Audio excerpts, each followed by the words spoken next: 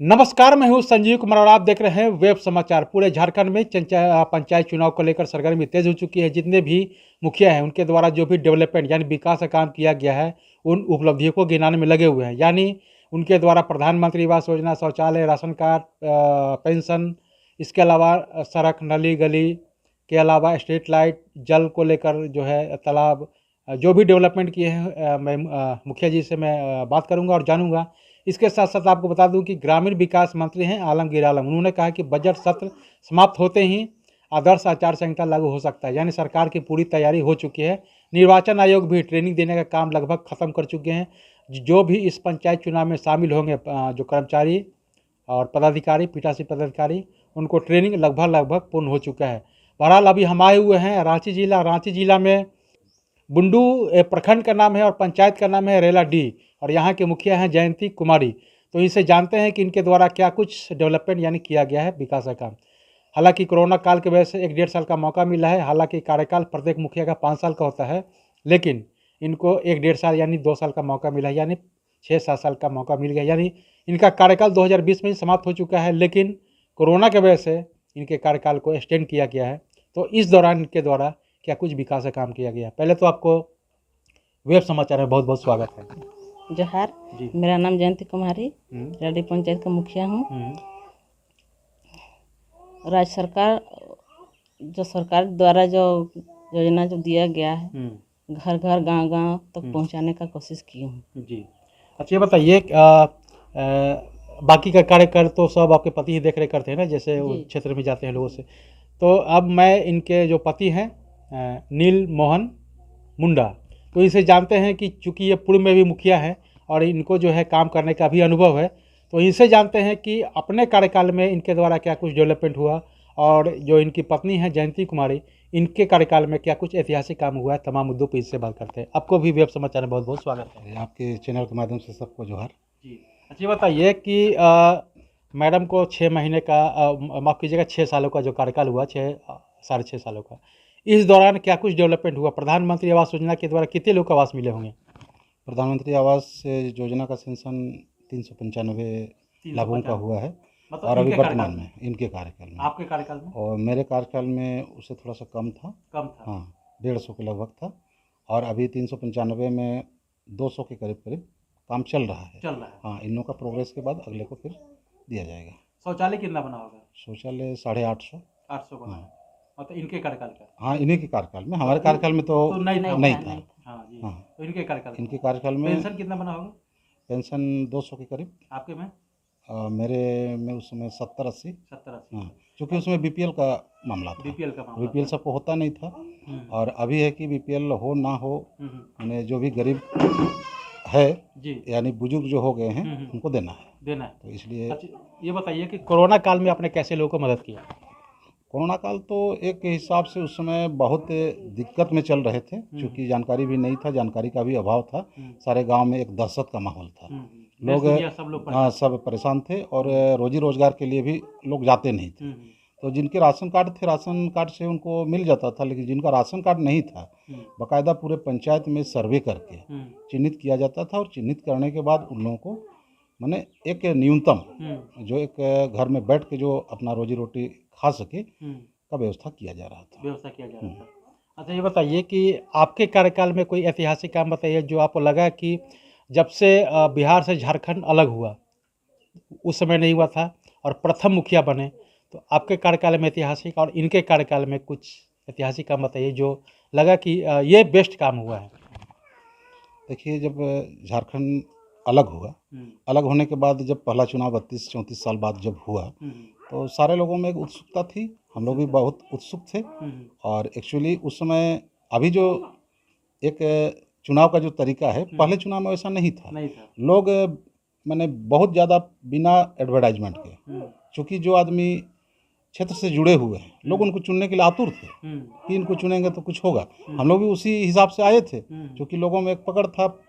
हम लोग सामाजिक कार्य शुरू से करते आ रहे थे, तो ये उपलब्धि रहा कि हमारे कार्यकाल में जो पेयजल व स्वच्छता विभाग के माध्यम से जो 90 चापाकल थे, बहुत ऐसे मोहल्ले थे जो अब झारखंड अलग राज्य की तो बात नहीं करेंगे, आज़ादी के बाद आज़ादी के बाद जिन मोहल्ला में पेयजल के लिए कोई व्यवस्था नहीं थी, वैसे जगह में हमने चापाकल खुदवाने का काम किया और स्वच्छ पेयजल के लिए व्यवस्था वहाँ पर हमने कराया।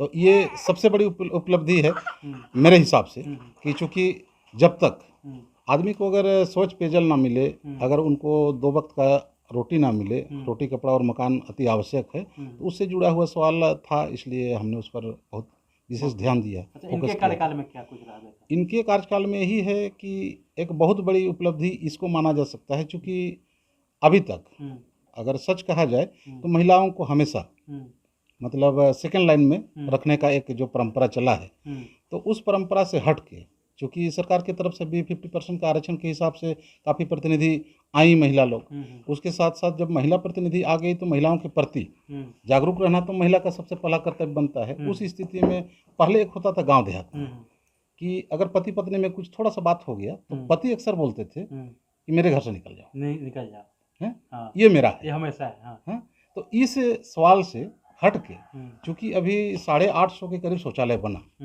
850 में अपवाद को छोड़ के मैंने सारी जो शौचालय बने हैं सारे महिलाओं के नाम से हैं। महिलाओं के नाम से। पुरुष ये नहीं बोल सकता, पति ये नहीं बोल सकते हैं कि भाई मेरा शौचालय है, हिसाब से यूज करो, ये नहीं बोल सकते। घर का भी जहाँ मामला है, आवास का मामला है, मेरे पीरियड में रहा हो चाहे इनके पीरियड में रहा हो, मेरे पीरियड में तो 50% मान के चलिए कि महिला पुरुष के नाम से था, लेकिन अभी जो है, अभी जो आपको 395 का आंकड़ा जो बताए, उसमें ये है कि मतलब सारे के सारे आवास मालिकाना हक जो है महिलाओं को है। तो ये कह सकता है कि अब पति ये नहीं कह सकता है कि मेरे घर से निकलो, हाँ। यहाँ उल्टा हो गया कि अब पत्नी कहे कि ये मेरे द्वारा बनाया गया है, बिल्कुल, बिल्कुल। आप बाहर जाओ, जी। चाहे शौचालय का हो या प्रधानमंत्री आवास का बात हो। तो इसमें तो अब 100% महिलाओं का हक हो गया। 100% महिलाओं। अच्छी बताइए कि 1932 खतियान को लेकर क्या सोचते हैं, क्या लागू होना चाहिए कि नहीं होना चाहिए?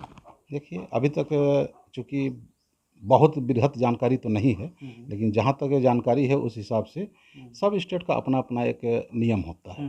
झारखंड अलग होने के बाद यहाँ भी यहाँ के निवासियों के लिए, मूल निवासियों के लिए एक नियम होना चाहिए, और वो नियम 1932 के रूप में लिया जा सकता है। हाँ, उसको लेना चाहिए। मेरा भी व्यक्तिगत विचार यही है कि वो लेना चाहिए, इसलिए कि रोजी रोजगार के लिए तो पूरे भारत में हम लोग कहीं भी जाएं, कुछ भी करें, किसी को कोई आपत्ति नहीं होनी चाहिए, लेकिन एक है कि हम यहाँ के मूल निवासी हैं, इसलिए प्राथमिकता तो मिलनी ही चाहिए। इसलिए 32 से तो होना ही चाहिए।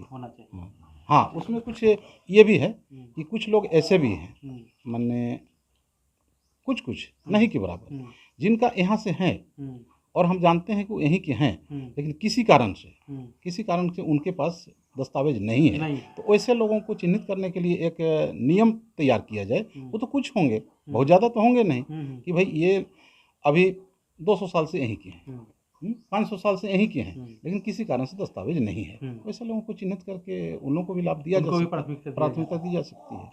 अच्छा, ये बताइए कि चूँकि ये खुद महिला हैं, तो महिलाओं के उत्थान के लिए अगर कोई रोजगार करना चाहते हैं, उनके पास पैसे नहीं हैं, तो कैसे मदद करते हैं उन लोगों को? देखिए, अभी तो वर्तमान स्थिति में जो है, महिलाओं के साथ बहुत अच्छा स्थिति है किसी भी गांव में, किसी पंचायत की बात नहीं है, क्योंकि महिलाओं को अगर रोजगार करने का अगर इच्छा हो तो जैसे कौशल विकास के माध्यम से कोई ट्रेनिंग उन्हें ले सकती है। महिला समूह प्रत्येक गांव में मैंने बना हुआ है, और वहाँ ये है कि उन लोगों के पास अभी अगर होगा कि पहले जो सेठ महाजन का स्थिति था, सेठ महाजन के पास जितना पैसा एट ए टाइम नहीं रहता है, उतना महिला समिति के पास रह रहा है। हाँ, बस यही है कि उन लोग को पहले में, चूँकि महिला समिति का गठन किया हुआ बहुत पहले से नहीं है, तजुर्बा थोड़ा सा चाहिए। कहीं पर सुनते हैं, देखते हैं, कहीं हम लोग विजिट भी किए हैं, महिलाएं बहुत आगे बढ़ गई हैं। तो सारी महिलाओं को एक ट्रेनिंग के माध्यम से प्रशिक्षण दे करके उन लोग को तैयार किया जाए, और उन लोग के पास पूंजी का कोई कमी नहीं है। हम लोग उन लोग को बढ़ावा देते हैं, और अक्सर बैठक जब होता है तो हम लोग तो यही बोलते हैं कि महिला फर्स्ट का जो, लेडीज फर्स्ट का जो ये है, उसको हम लोग हमेशा अमल करते हुए, और अभी अमल हो भी रहा है। बिल्कुल। ये बताइए कि अगर जनता आपको जैसे मौका देती है, तीसरी बार मौका देती है, इस बार हो सकता है कि पुरुष हो जाए, तो इस बार आप खड़े होंगे, तो क्या कुछ सोचें इस पंचायत के डेवलपमेंट के लिए? जो 2 टर्म में जो नहीं हुआ, तो आगे क्या सोचते हैं इस पंचायत के डेवलपमेंट के लिए? शिक्षा, स्वास्थ्य, रोजगार, केंद्र सरकार और राज्य सरकार की योजनाओं के अलावा बेहतर बनाने के लिए अलग से? इसमें एक प्लानिंग तैयार है लगभग, चूँकि जनता के ऊपर डिपेंड करता है, जनता जिनको भी चुनेगी स्वीकार होगा। लेकिन अगर दोबारा से मौका मिलती है, जैसे आपने अभी बोला कि मतलब कि अगर पुरुष हो जाता है, अन्य हो गया है, वो लिस्ट जारी हो गया है, तो लगभग कैंडिडेट के रूप में हम आएंगे। अगर जनता को लगेगा कि भाई इनको एक बार फिर मौका देना चाहिए, तो सबसे पहले तो हम ये करेंगे कि किसी भी समाज के उत्थान के लिए मेरा अपना जो व्यक्तिगत ख्याल है, उसमें सबसे पहला प्राथमिकता होना चाहिए शिक्षा। क्योंकि 2 साल के दरमियान बहुत से बच्चे ऐसे हैं जो अपने विद्यालय का नाम भूल गए हैं, पढ़ाई जीरो, और शैक्षणिक स्तर जब तक किसी भी समाज का ऊपर नहीं उठेगा तो उस समाज का परिकल्पना विकास के लिए माने नहीं हो पाएगा। हाँ, और अभी एक खुशी की बात यह है कि हमारे पंचायत में अगर रेशियो देखा जाए तो लड़कियां ज़्यादा पढ़ रही हैं बनिस्बत लड़कों से। लेकिन ये भी खुशी की बात नहीं है, लड़के बेकार अगर पढ़े हुए हैं, नहीं पढ़ रहे हैं तो गलत बात है। और शिक्षा पर पहला फोकस करेंगे, और एक अपने तरफ से एक स्टार्ट भी कर लिए हैं, मोहल्ला बाज एक बैठक कर रहे हैं। छोटा अगर गांव है रेवेन्यू विलेज, तो उस रेवेन्यू विलेज में बैठक करते हुए ये किया जा रहा है कि लोगों में जागरूकता पैदा की जा रही है। चूँकि सरकार की तरफ से अभी नियुक्ति नहीं है, किसी विद्यालय में 2 शिक्षक हैं, 2 शिक्षक में 5 क्लास तक पढ़ाना है, 8वें क्लास तक अगर पढ़ाना है तो उसमें 5 शिक्षक हैं, तो बराबर पढ़ाई तो होती नहीं है। तो उसके लिए क्या है कि हम लोग अपने मोहल्ले से ग्राम सभा की अनुमति से जो टैलेंट है जिन बच्चों में, उन लोगों को बोलेंगे कि भाई आपको हम लोग मतलब कॉपी किताब के लिए, चूँकि अभी तैयारी कर रहे हैं, तो कॉपी किताब के लिए हम लोग चंदा करके आपको कुछ पैसा देंगे, जिससे आपका पेंसिल वगैरह कॉपी वगैरह मैनेज हो, और आप स्कूल में 1 आध घंटा समय दीजिए। ये प्रारूप हमने तैयार किया है, और इसका पहल रेलाडी का एक मोहल्ला है, वहाँ से स्टार्ट भी कर चुके हैं। और अगर हमको ये मिलता है तो चूँकि उसमें होता क्या है कि एक जनरल व्यक्ति और किसी पद पर रहते हुए, अगर पद पर रहते हुए अगर हम बीओ से मिलें, बीडीओ साहब से मिलें और किसी से मिलें, थोड़ा सा प्रभाव होता है। और जनरल व्यक्ति के हिसाब से भी समाज सेवा तो कर ही सकते हैं, उसमें कोई दिक्कत नहीं है, लेकिन उसमें थोड़ा सा असर कम दिखता है। इसलिए शिक्षा को तो बहुत ज़्यादा प्राथमिकता देंगे।